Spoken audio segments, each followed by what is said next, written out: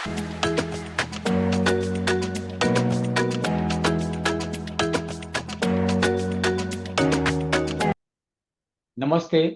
चर्चा में आपका स्वागत है। मैं हूं शिव मिश्रा। भारत और पाक के तनाव के बीच में बहुत सारी चीजें परिदृश्य से काफी दिनों तक ओझल रही। एक जो सबसे बड़ा काम भारत में होने जा रहा है वह है सर्वोच्च न्यायालय में सीजेआई का अपॉइंटमेंट। जो जस्टिस संजीव खन्ना है, जो सीजेआई हैं वर्तमान, वो 13 मई को रिटायर हो रहे हैं और उनकी जगह पर बी आर गवई नए चीफ जस्टिस बनाए गए हैं और वो 14 मई 2025 को शपथ ग्रहण करेंगे। तो आप सोचेंगे कि ऐसा खास क्या है, ये तो बहुत पहले अनाउंसमेंट हो चुका है, उनकी नियुक्ति भी हो चुकी है, शपथ लेना बाकी है।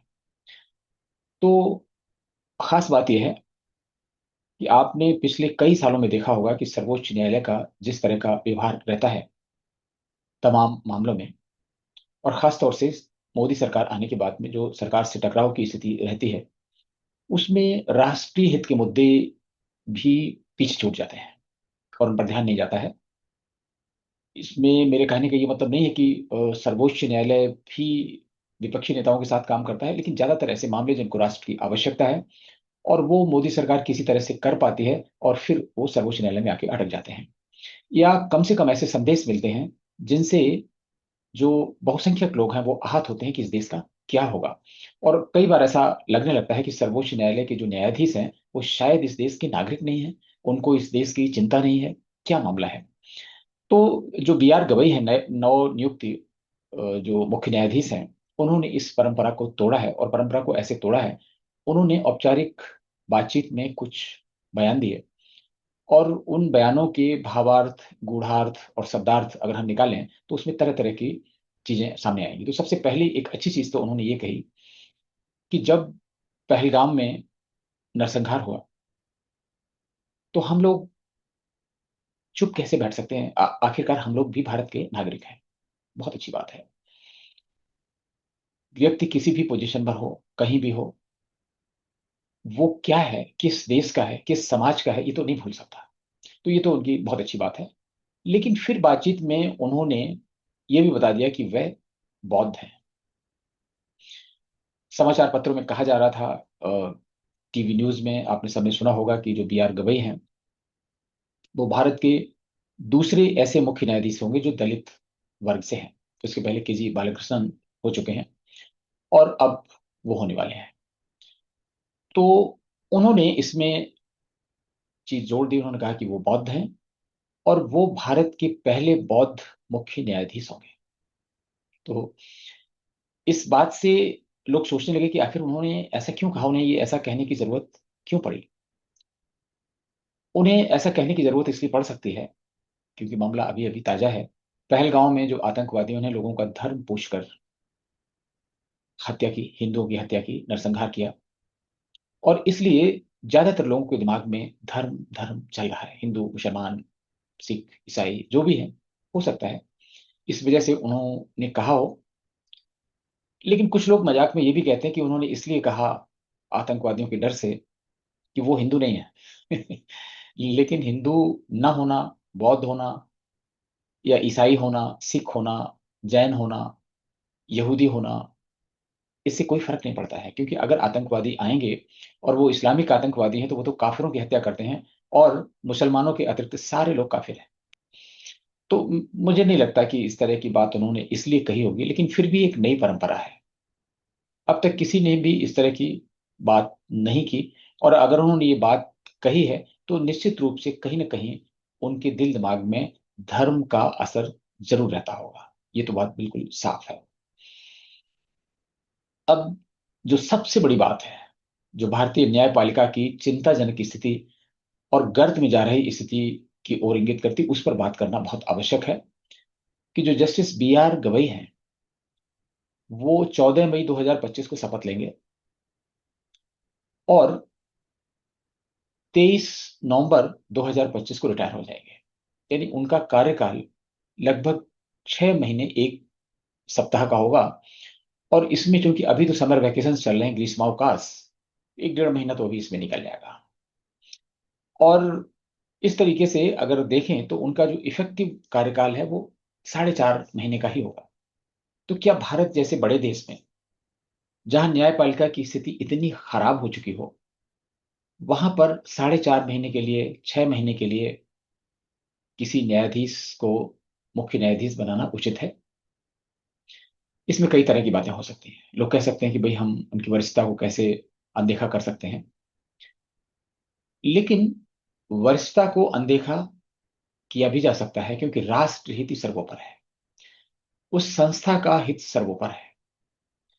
इस समय बहुत सारे ऐसे पब्लिक सेक्टर अंडरटेकिंग्स हैं, या इवन केंद्र सरकार के ऐसे विभाग हैं, जिनमें ये देखा जाता है कि जिस व्यक्ति का चुनाव किसी ऐसे पद के लिए किया जा रहा है जो बहुत महत्वपूर्ण है, जिसमें उसकी नियुक्ति की जा रही है, तो उसका जो बचा हुआ कार्यकाल है रिटायरमेंट के पहले, वो कम से कम 2 साल होना अनिवार्य होता है। तभी उसकी पदोन्नति की जाती है, अन्यथा पदोन्नति नहीं की जाती है। और ये नियम बहुत सारी पब्लिक सेक्टर अंडरटेकिंग्स में, बैंक्स में, स्टेट गवर्नमेंट्स में भी ये लागू होता है। अगर हम किसी की वरिष्ठता को सम्मान करने के लिए, उसकी भावनाओं को सम्मान करने के लिए, या उसकी जीवन की एक महत्वाकांक्षा को पूरा करने के लिए अगर उसको हम 6 महीने के लिए मुख्य न्यायाधीश बना दें, तो न्यायपालिका में तो वैसे ही बहुत खराब स्थिति चल रही है, सड़ांध की बू आ रही है, इतने केसेस पेंडिंग हैं, इसका क्या होगा? अब तक इतने न्यायाधीश हो चुके हैं, इसका अंदाजा इससे लगाया जा सकता है कि भारत स्वतंत्र हुआ 1947 में, और उसके बाद से अब तक 51 मुख्य न्यायाधीश हो चुके हैं। और जो VR गवई हैं, ये स्वयं 52वें मुख्य न्यायाधीश होंगे। तो आप समझ सकते हैं कि एक न्यायाधीश का कार्यकाल 1.5 साल भी नहीं पड़ा। और इस तरह से अस्थायी व्यवस्था जैसी लगती है ये, एक टेम्परेरीनेस लगती है इस पद पर। और उसका हाल है, आप देखें आंकड़ों से, कि सर्वोच्च न्यायालय के पास इस समय जो आंकड़े हैं, वो 4,58,00,000 मुकदमे पेंडिंग है। ये मुकदमे सिर्फ वो मुकदमे हैं जो न्यायपालिका की परिव्यू में आते हैं, यानी जो सुप्रीम कोर्ट, हाई कोर्ट और जो जिला न्यायालय हैं, इनमें पेंडिंग है। इसमें राजस्व के मामले नहीं आते हैं, चकबंदी के मामले नहीं आते हैं, राजस्व रिलेटेड जितनी भी खेती किसानी के मामले हैं उसके मामले नहीं आते हैं, किसी भी टैक्स रिलेटेड मामले नहीं आते हैं, ट्राइब्यूनल रिलेटेड मामले नहीं आते हैं। और अगर उन मुकदमों को देखा जाए, उनकी संख्या इससे भी ज्यादा होगी, क्योंकि उनका अभी तक कोई सेंट्रल डेटा पूल नहीं है, कोई ऐसी डेटा ग्रिड नहीं बनी हुई है। न्यायपालिका की ऐसी डेटा ग्रिड है, तो हमें मालूम पड़ता है कि 4,58,00,000 मुकदमे लंबित हैं। और आपको जानकर बड़ा ताज्जुब होगा कि इसमें 5 लाख से अधिक मामले ऐसे हैं जो 30 वर्ष से भी ज्यादा पेंडिंग है। तो आप सोच सकते हैं कि क्या मामला है। अभी तक का जो रिकॉर्ड उपलब्ध है,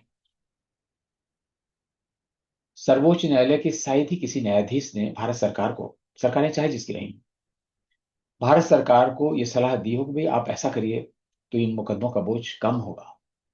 किसी ने नहीं दी, क्योंकि उसके पास समय नहीं। आप 6 महीने के लिए, 4 महीने के लिए, 3 महीने के लिए जज बना के लाएंगे। इसके पहले जो संजीव खन्ना जज थे, वो भी ऐसी CJI थे। सबकी जो सपने साकार करने की जो व्यवस्था न्यायपालिका में कर दी गई है, इससे न्यायपालिका और चौपट होती जा रही है। और उस पर न्यायपालिका खुद ही एक संकट काल से गुजर रही है, जहां पर कोलेजियम सिस्टम है जिसकी स्वीकार्यता नहीं है। उसके थ्रू जज आते हैं, जस्टिस अंकल की उंगली पकड़कर। आज किसी भी हाई कोर्ट में और सर्वोच्च न्यायालय में अगर आप देख लें, कोई भी जज ऐसा नहीं होगा जिसकी कोई बैकग्राउंड ना हो। और स्थिति यहां तक हो गई है कि कोई भी ऐसा व्यक्ति जिसका कोई नेटवर्क ना हो, जिसके कोई माई बाप ना हो, वो हाई कोर्ट में या सुप्रीम कोर्ट में जज नहीं हो सकता। और अगर आप सर्वोच्च न्यायालय में निगाह डालें, तो बहुत से जज आपको ऐसे मिल जाएंगे जिनके बाबा जज थे सुप्रीम कोर्ट में, उनके पिता जज थे और फिर वो भी जज हो गए। और कई तो ऐसे हैं जो मुख्य न्यायाधीश भी रह चुके हैं, तीसरी पीढ़ी के मुख्य न्यायाधीश उनके घरों से आ गए हैं। तो ऐसा लगता है कि न्यायपालिका भी एक तरीके से खानदानी पेशा बन गया है, और ये उच्च न्यायालय और सर्वोच्च न्यायालय में बन गया है। इससे एक तो मुक्ति मिलनी चाहिए। अब वो कोलेजियम सिस्टम में जो लोग आते हैं वो ऐसी नेटवर्किंग है अंकल जस्टिस वाली, कि भाई भतीजावाद, भ्रष्टाचार, सब कुछ नजर आता है। और इसलिए जो न्यायपालिका के प्रति लोगों का सम्मान है, सर्वोच्च न्यायालय के प्रति सम्मान है, बहुत ही कम हो गया है। और खास तौर से जो निचली अदालतें हैं उनके प्रति तो सम्मान बिल्कुल भी नहीं रहा। लोग अपने बच्चों को सलाह देते हैं कि भाई कोर्ट कचहरी के चक्कर में मत पड़ना, कोई भी मत जाना, सब समय की बर्बादी है। ये स्थिति है। क्या इसमें कोई मुख्य न्यायाधीश सुधार कर पाएगा? 6 महीने के आने वाला, 1.5 महीने अभी समर वैकेशन में निकल जाएगा, 4.5 महीने वो क्या सोचेंगे, क्या करेंगे? मुश्किल है। तो इसलिए इसमें सबको, भारत सरकार को ज्यादा इसमें रोल निभाना पड़ेगा। क्योंकि अगर भारत सरकार भी डरते हुए सर्वोच्च न्यायालय के सामने सरेंडर करेगी तो इस बात का कभी कोई भी सोल्यूशन नहीं निकल पाएगा। अब हम बात करते हैं, आते हैं फिर बी आर गवई की बात पर। सबसे पहली चीज तो कि बिल्कुल भी अच्छा नहीं है कि किसी भी जज को, सुप्रीम कोर्ट के जज को 6 महीने के लिए मुख्य न्यायाधीश बना दिया जाए। ये तो एक मजाक हो गया। मुख्य न्यायाधीश का कर्तव्य बनता है कि वह भारत की न्यायपालिका में कैसे सुधार लाए जाएं इस पर काम करें। लेकिन जो आजकल सुप्रीम कोर्ट के जज और चीफ जस्टिस हैं, वो इस ढंग से आते हैं कि जैसे वो सरकारी कर्मचारी हैं। सुबह समय से आके, कार्यालय के समय आके बैठ गए और शाम को चले गए। इसके बाद गर्मियों की छुट्टी, फिर सर्दियों की छुट्टी, फिर फॉरेन में लेक्चर, फिर इधर जाना, फिर तमाम सारे फंक्शन, और इस बीच में अगर कोई काम हो सकता है तो हो जाए, और फिर उस पे तारीख पे तारीख ही तो मुहावरा हम लोग का भारत का है। तो इसलिए ये संख्या 4.5 करोड़ से 5 करोड़ के बीच में सालों से बनी हुई है। इसमें कोई भी सुधार नहीं हो रहा है। इसका ग्रैनुलर डेटा अगर हम देखें तो स्थिति और भी खराब हो जाती है। क्योंकि कम समय वाले मुकदमों की संख्या कम है, ज्यादातर मुकदमे लंबे समय से पेंडिंग हैं। और सर्वोच्च न्यायालय के मामले में भी अगर हम देखें तो बहुत से तो ऐसे मामले पेंडिंग हैं जिनमें लोगों की जमानतें होनी है, क्रिमिनल केसेस में, और वो अपनी बाट जोड़ रहे हैं। हाई कोर्ट की स्थिति ये है, लोअर कोर्ट की भी यही स्थिति है। तो ये इसका क्या भविष्य है न्यायपालिका का? और उस पर सर्वोच्च न्यायालय की जो उच्च श्रृंखलता कहें या उन्मुखता कहें, वो ऐसी होती है कि कई बार देशवासियों के गले नहीं उतरती है। तो बात सिर्फ ये है कि 6 महीने के सीजीआई और 1.5 महीने का समर वैकेशन, यानी 4.5 महीने नेट में बी आर गवई साहब का एक परीक्षा है, क्या छाप छोड़ के जाते हैं, या सिर्फ जो भारत के मुख्य न्यायाधीश की जो बोर्ड बना हुआ है उसमें एक नाम और बढ़ जाएगा, वी आर गवई, 52वें मुख्य न्यायाधीश। तो फिर किसी अन्य मुद्दे पर आपसे बात होगी, तब तक के लिए आज्ञा दीजिए। नमस्कार।